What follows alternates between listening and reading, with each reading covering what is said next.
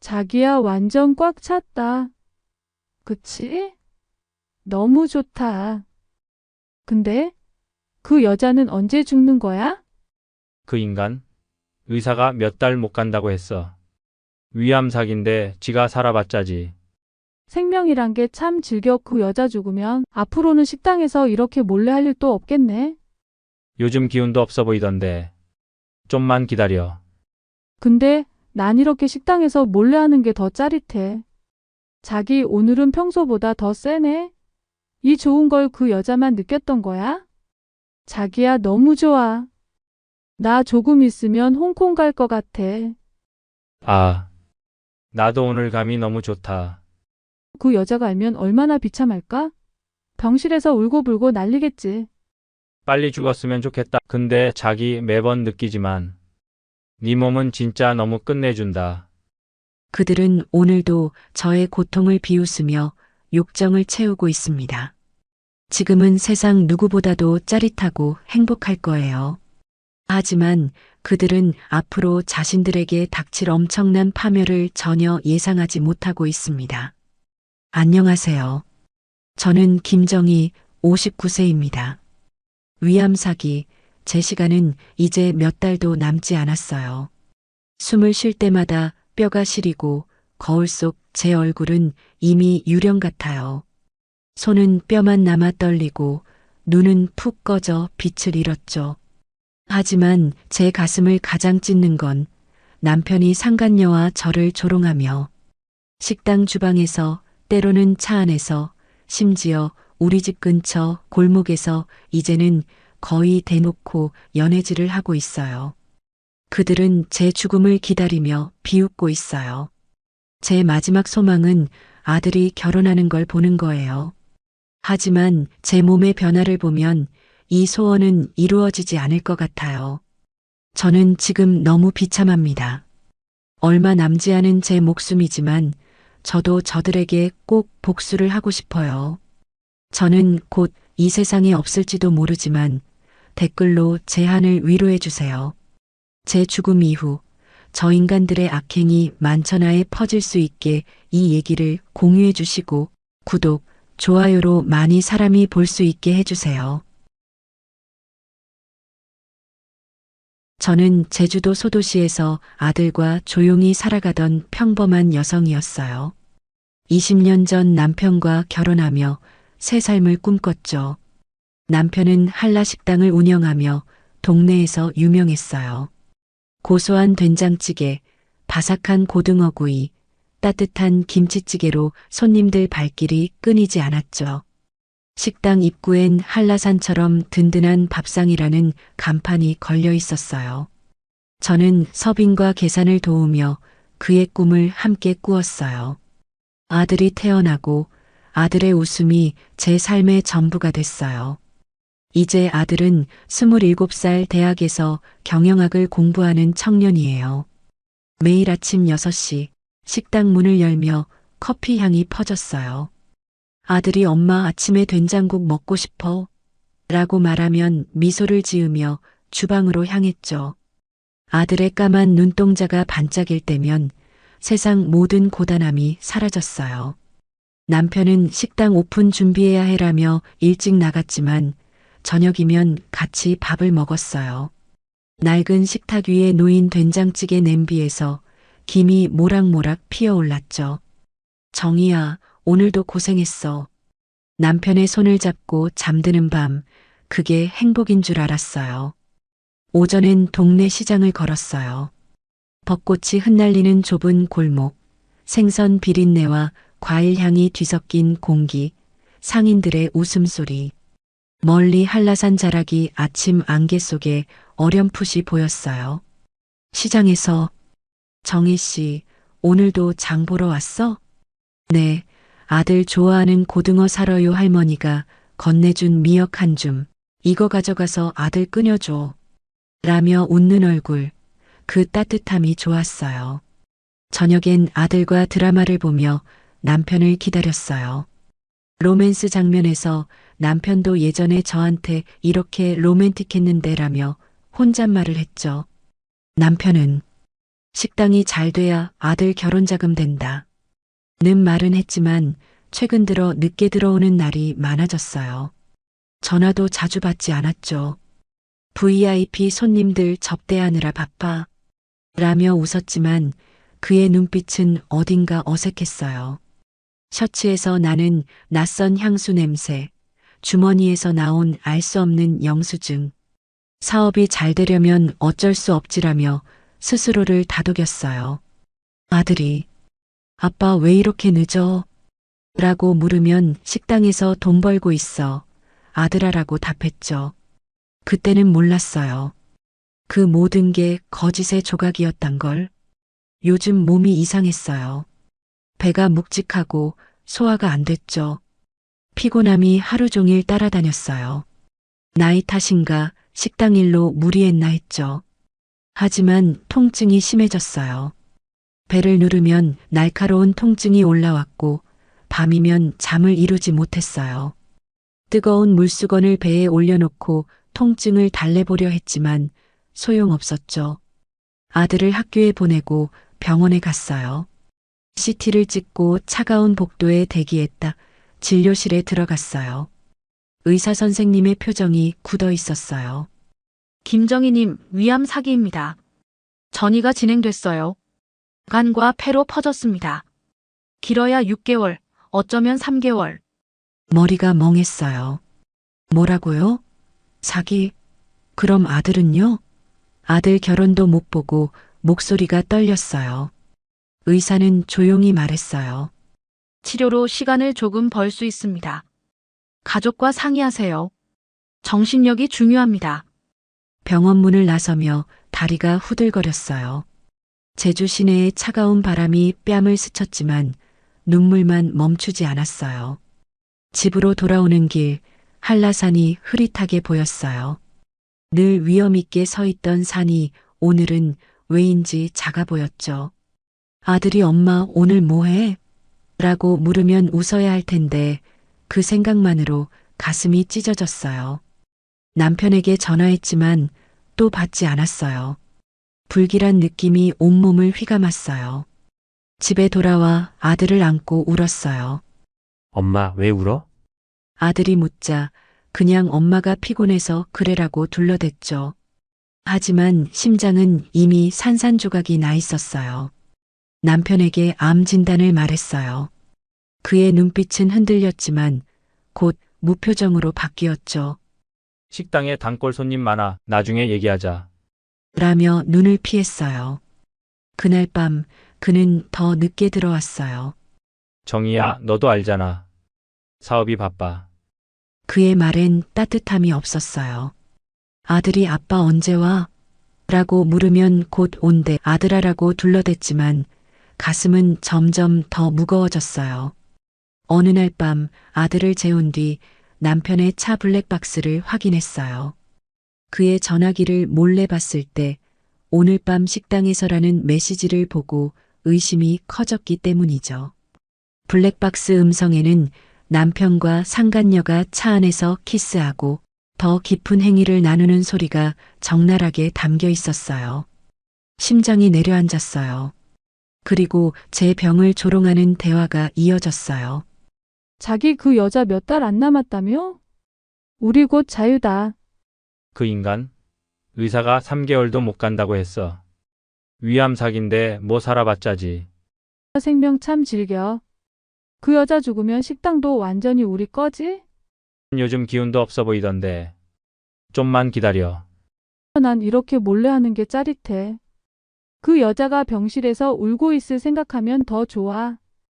떨리는 손으로 그의 카카오톡을 열었어요. 오늘 나 완전 홍콩 갔어.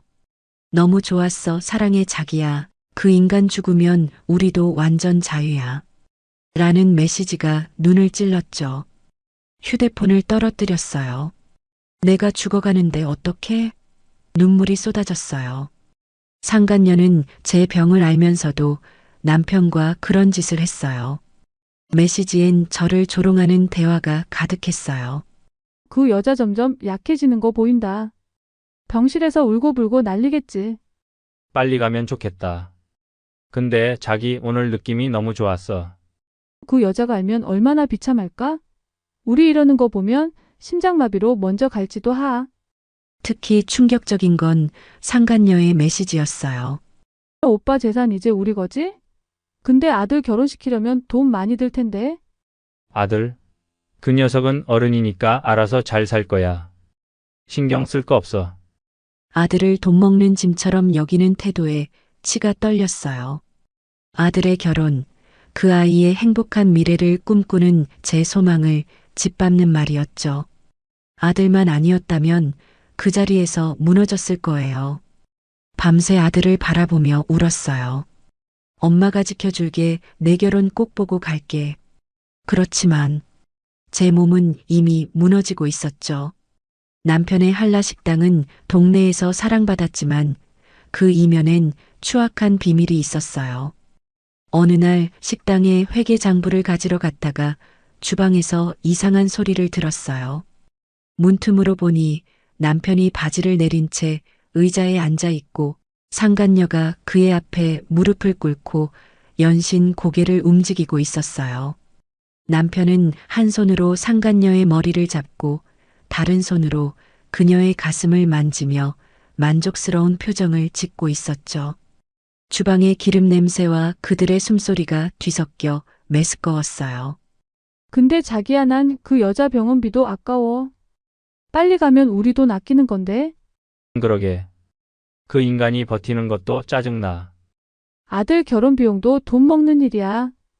우리 둘이 잘 살면 그만 아니야? 맞아. 그 녀석은 어른이니까 알아서 하겠지. 잠시 후 상간녀는 입을 닫고 남편의 위로 올라탔어요. 그들은 제가 죽어가는 순간에도 황홀경에 빠져 있었어요. 창문은 열기로 성에가 끼어 있었죠. 저는 그 자리에서 얼어붙었어요. 그들은 얼마나 몰입해서 하고 있는지 저 멀리서 제가 보고 있는 것도 몰랐어요. 그리고 그들의 행위가 식당 CCTV에 고스란히 녹화되고 있다는 것도요. 제가 회계 일을 하며 CCTV 비밀번호를 알고 있었던 게 그들의 불행이었죠. 다음 날 저는 그 영상을 USB에 저장했어요. 너무 충격을 받아 손이 부들부들 떨렸어요. 그건 그들을 파멸시킬 무기였어요. 엄청난 스트레스까지 받고 있어서인지 몸은 날이 갈수록 나빠졌어요. 숨쉬기 힘들고 하루 종일 기운이 없었죠. 병원 침대에 누워 창밖을 보면 제주 바다가 멀리 보였어요. 파도가 부서지는 소리가 희미하게 들렸지만 그마저도 점점 멀어졌죠. 아들이 엄마 괜찮아? 라고 전화하면 응, 엄마 괜찮아라고 거짓말했어요. 하지만 거울 속 제 얼굴은 창백했죠. 뼈만 남은 손, 푹 꺼진 눈. 이미 살아있는 유령 같았어요. 병원에 갈 때마다 의사는 고개를 저었어요. 최대한 버텨보세요. 정신력이 중요해요. 그 말이 저를 더 비참하게 했어요. 항암 치료 후 머리카락이 빠지고 입안은 다 헐었어요. 음식을 삼킬 때마다 목이 타들어갔죠. 아들을 생각하며 울었어요. 아들아, 엄마는 내 결혼이 너무 보고 싶어. 하지만 제 몸은 점점 약해졌어요. 어느 날 아들이 병원에 왔어요. 엄마, 나 좋은 사람 만났어. 결혼하고 싶어? 그의 얼굴엔 설렘이 가득했어요. 엄마가 꼭 갈게라고 말했지만 눈물이 터졌어요. 아들이 손을 잡아줬어요. 엄마, 괜찮아질 거야. 내가 약속할게. 엄마 꼭 내 결혼식에 올 거야. 그 말에 더 울었어요. 아들의 결혼, 그 아이의 행복한 미래가 제 유일한 희망이었어요. 병원에서 잠시 집으로 돌아온 날 아들과 제주 바닷가에 갔어요. 성산 일출봉 근처 파도가 부서지는 해변에 앉았죠. 아들이 엄마, 어렸을 때 여기서 물장난 했었지? 라며 웃었어요. 그때 아들은 5살 작은 손으로 조개를 주었어요. 엄마, 이거 예쁘지? 라며 내민 조개 껍질은 아직도 서랍 속에 있어요. 그 추억을 떠올리며 미소 지었지만 가슴은 아팠어요. 아들아, 엄마가 널 얼마나 사랑하는지 알지? 아들이 고개를 끄덕였어요. 엄마, 나도 알아. 엄마 꼭 오래 살아야 해. 바람이 차가웠지만 아들의 손은 따뜻했어요. 바다를 보며 다짐했어요. 내가 죽어도 너희 악행은 세상에 드러날 거야. 그 생각이 저를 버티게 했어요. 더는 참을 수 없었어요. 아들의 결혼을 위해 제 억울함을 세상에 알리고 싶었죠. 공중파 방송에 출연하기로 했어요. 몸은 약했지만 카메라 앞에서 떨리는 마음을 다잡았어요. 항암 치료로 빠진 머리를 비니 모자로 감췄어요. 거울 속 제 모습은 낯설었지만 아들을 위해 강해야 했어요. 녹화 날 스튜디오에 섰어요. 조명이 뜨겁게 얼굴을 비췄지만 손은 차갑게 떨렸어요. 저는 위암 사기로 죽어가고 있어요. 이런 상황에도 남편은 상간녀와 저를 조롱하며 바람을 피우고 있어요. 상간녀는 제 병을 알면서도 암이 진짜냐며 모욕했어요. 전 아들의 결혼을 보고 싶어요. 눈물이 쏟아졌죠. 진행자가 정희 씨, 얼마나 힘드셨을까요? 라며 손을 잡아줬어요. 그 따뜻함에 더 울었어요. 방송은 폭발적인 반향을 일으켰어요. SNS와 뉴스에 제 사연이 퍼졌죠. 누리꾼들은 분노했어요. 어떻게 말기암 환자를 배신할 수 있어? 상간녀와 남편은 인간이 아니다. 정혜 씨, 아들 결혼까지 버텨요. 제주 지역 방송국은 정의의 이야기를 다큐멘터리로 제작하기 시작했어요. 동네 시장 상인들, 식당 단골 손님들까지 인터뷰에 나섰죠. 정희 씨는 늘 웃으며 인사했는데 이런 일을 겪다니. 한 할머니는 눈물을 닦으며 말했어요. 응원 댓글은 큰 힘이 됐어요. 하지만 남편과 상간녀는 숨어 있었어요.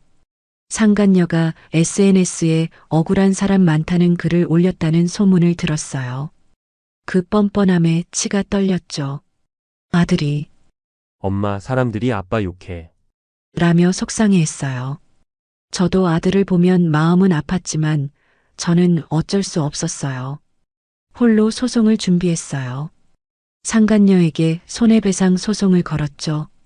식당 CCTV 영상, 블랙박스 음성, 카카오톡 메시지 캡처, 남편과 상간녀의 만남을 증명하는 모든 걸 모았어요.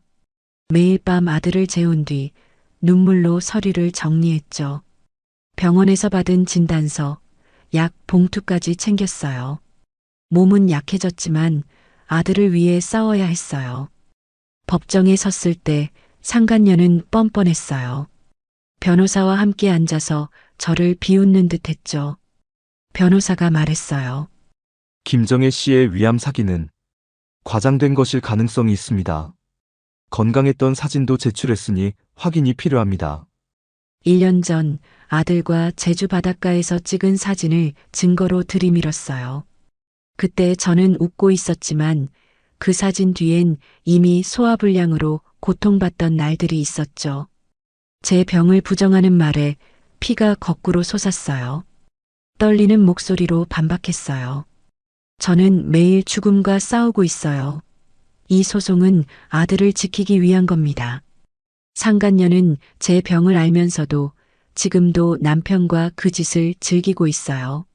목소리가 갈라졌지만 끝까지 말했어요. 재판장은 제 증거를 검토했어요.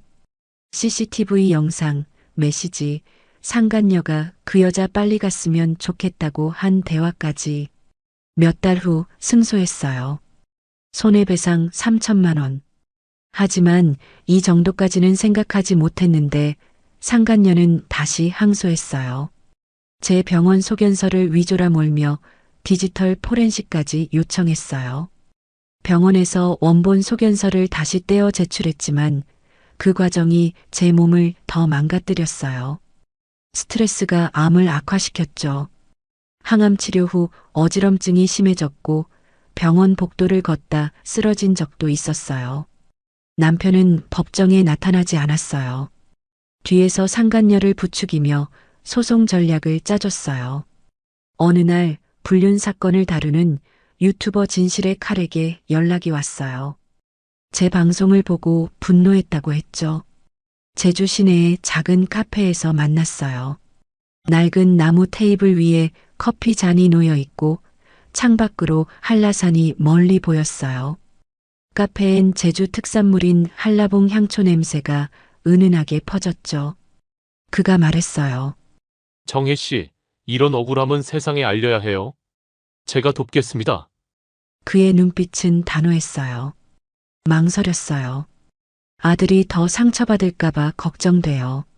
신상 공개하면 더 큰 일이 생길 수도. 그가 고개를 저었어요. 정혜 씨, 진실은 아들을 지킬 겁니다. 남편과 상간녀 같은 악랄한 인간들은 벌 받아야 해요. 그의 말이 가슴에 와닿았어요. 병실에서 혼자 울던 밤들이 떠올랐어요. 그는 소송 자료와 증거를 검토하며 영상을 준비했죠. 상간녀가 남편과 제 병원비를 돈 낭비라 비웃은 음성 파일, 남편이 아들을 돈 먹는 애라 부른 대화까지 확보했어요. 심지어 상간녀가 식당 단골 손님으로 위장해 남편과 만난 사실도 알아냈어요. 식당 영업시간이 끝나면 문을 닫고 식당에서 불륜을 저질렀죠. 병실에서 혼자 누워있을 때 어린 시절이 떠올랐어요. 저는 제주에서 가난한 집의 딸로 태어났어요. 아버지는 어부였고 어머니는 미역을 팔며 생계를 꾸렸죠. 10살 무렵 바닷가에서 조개를 주우며 어머니를 도왔어요. 정희야, 공부 열심히 해서 좋은 삶 살아. 라는 어머니의 말이 아직도 귓가에 맴돌아요. 그 꿈을 이루기 위해 열심히 공부했고 식당 일을 도우며 남편을 만났어요. 그의 따뜻한 미소에 반해 결혼을 꿈꿨죠. 하지만 이제 그 꿈은 배신으로 얼룩졌어요. 어린 시절의 순수한 희망, 어머니의 바람, 그 모든 게 무너진 기분이었어요. 2023년 겨울, 병실에 누워 있었어요. 숨이 가빴고 온몸이 무거웠죠. 아들 사진을 손에 쥐고 바라봤어요. 아들아, 엄마가 내 결혼 보고 싶었는데 미안해. 눈물이 흘렀어요.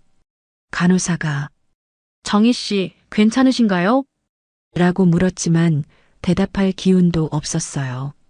창밖 제주 바다가 흐릿하게 보였어요. 파도 소리가 점점 멀어졌죠. 남편은 끝까지 오지 않았어요. 상간녀는 재앙소로 저를 괴롭히며 웃고 있었겠죠. 마지막 순간 아들의 웃는 얼굴이 떠올랐어요. 엄마 사랑해.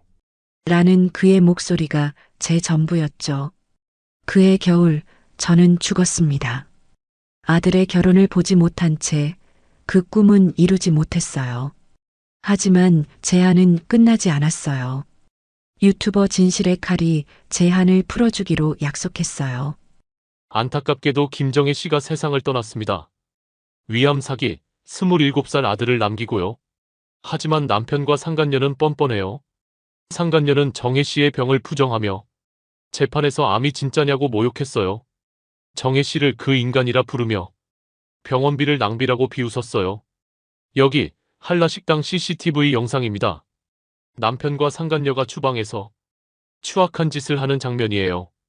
이 음성은 그들이 정혜 씨 죽음을 조롱하는 대화입니다. 상간녀, 54세 이희주, 이 여자가 그 장본인이에요. 화면에 상간녀의 실명과 사진 공개를 공개합니다. 저는 형사처벌 감수하고 이 내용을 공개합니다. 정혜 씨의 한을 풀어야 해요. 신상이 공개된 남편과 상간녀는 도망칠 곳이 없습니다.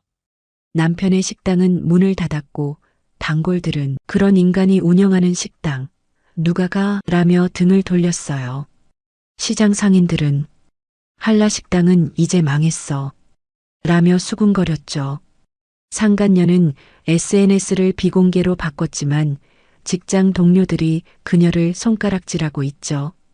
제주 시내에서 그녀를 아는 사람들은 그 불륜녀 뻔뻔하다며 혀를 찼어요. 그들은 정희 씨가 겪은 고통의 일부를 느끼며 살아갈 겁니다.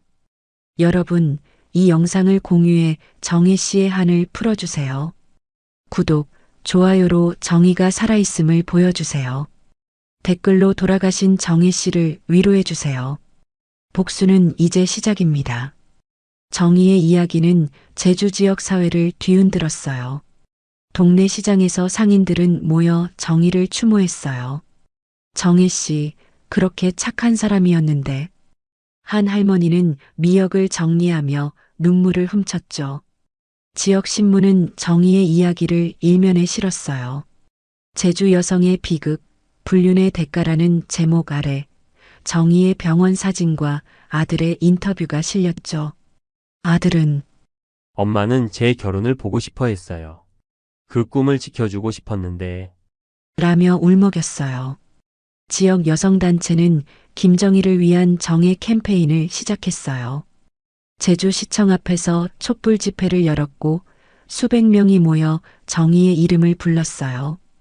정희 씨, 하늘에서 편히 쉬세요. 촛불이 바람에 흔들렸지만 사람들의 목소리는 단단했어요. 캠페인은 전국으로 퍼졌고 불륜 피해자 지원법 제정을 촉구하는 서명운동이 시작됐어요. 정의의 죽음 이후 아들은 외할머니 집에서 지내고 있어요. 제주 바닷가 근처의 작은 집, 파도 소리가 들리는 방에서 아들은 엄마의 사진을 바라봤어요. 엄마, 내가 결혼할 때 꼭 하늘에서 봐줘. 라며 하늘을 봤어요. 외할머니는 네 엄마는 항상 너와 함께야. 라며 아들을 안아줬어요. 유튜버 진실의 칼은 아들의 결혼 자금을 위한 모금 계좌를 열었고 수천 명이 기부에 동참했어요. 남편은 식당을 잃고 상간녀와 함께 제주를 떠났다는 소문이 돌았어요. 하지만 그들의 악행은 만천하에 드러났죠. 상간녀는 새 직장에서 그 불륜녀 아니야? 라는 소문을 피해 다녔어요. 직장 동료들은 그녀를 멀리했고 그녀는 점심시간마다 혼자 밥을 먹었죠. 남편은 빚더미에 앉아 술로 나날을 보내고 있다고 해요. 제주에 돌아올 엄두도 내지 못했어요. 유튜버 진실의 칼은 상간녀의 과거를 파헤쳤어요. 그녀는 10년 전 제주 시내의 다른 식당에서 비슷한 불륜을 저질렀다는 제보가 나왔죠. 당시 피해자의 딸이 유튜버에게 연락해 왔어요. 그 여자는 우리 가정을 파괴했어요. 정혜 씨처럼 또 다른 피해자를 만들었죠. 유튜버는 이 내용을 추가 영상으로 공개했어요. 상간녀의 과거가 드러나자 그녀의 직장은 즉시 해고를 통보했어요. 우리 회사는 그런 사람을 둘 수 없다는 성명서까지 발표했죠. 상간녀는 변호사를 고용해 유튜버를 고소하려 했지만 변호사마저 이건 승산이 없다며 거절했어요. 그녀의 SNS는 악플로 도배됐고 결국 계정을 삭제했어요. 상간녀는 유튜버의 폭로 이후에도 뻔뻔함을 유지했어요. SNS에 억울하다는 글을 올리며 자신을 피해자로 포장하려 했죠. 내 사생활을 왜 공개하냐며 유튜버를 고소하겠다고 협박했어요. 하지만 누리꾼들은 비웃었어요. 말기암 환자를 조롱한 주제에 억울하다고? 라는 댓글이 수천 개 달렸죠. 상간녀는 남편과 기자회견을 열어 우리는 진심으로 사랑했다고 주장했지만 역효과를 낳았어요. 제주 지역 방송국이 생중계한 회견장 한 기자가 김정혜 씨의 병을 알면서도 조롱한 게 사실 아니냐고 묻자 상간녀는 말을 더듬으며 대답하지 못했어요. 남편은 오해다라고 둘러댔지만 떨리는 목소리는 거짓을 드러냈죠. 회견 후 SNS엔 뻔뻔함의 끝판왕이라는 해시태그가 트렌드 1위에 올랐어요. 상간녀의 직장은 그녀를 해고했고 남편은 식당 임대료를 갚지 못해 파산 신청을 했어요. 그들의 반격은 실패로 끝났고 세상은 그들을 외면했어요. 제주 시내에서 그들의 이름은 이제 금기어가 됐어요. 아들은 외할머니와 제주 바닷가 근처의 집에서 지냈어요. 그는 사랑하는 연인과 결혼을 준비했어요. 연희는 제주 출신의 따뜻한 여성, 아들의 카페 꿈을 응원해줬어요.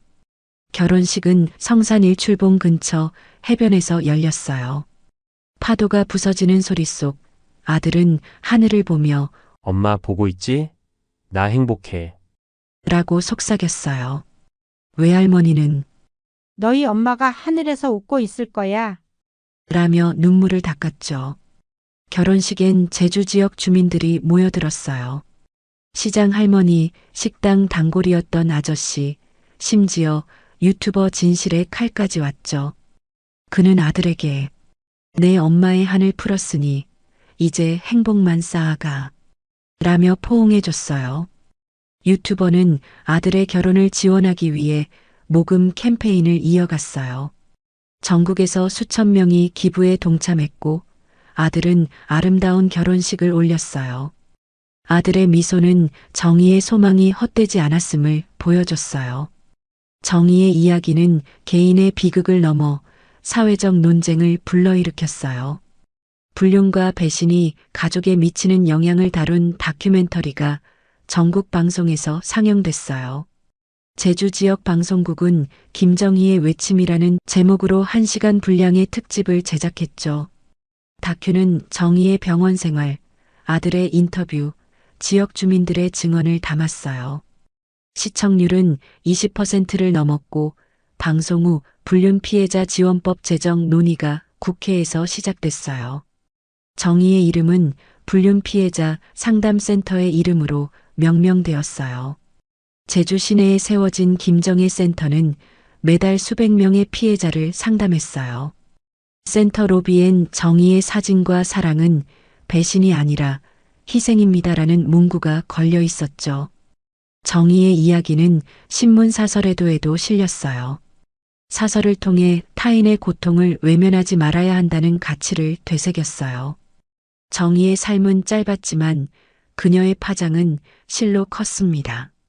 정의의 남편은 제주를 떠난 후 서울로 갔지만 그를 받아주는 곳은 없었어요.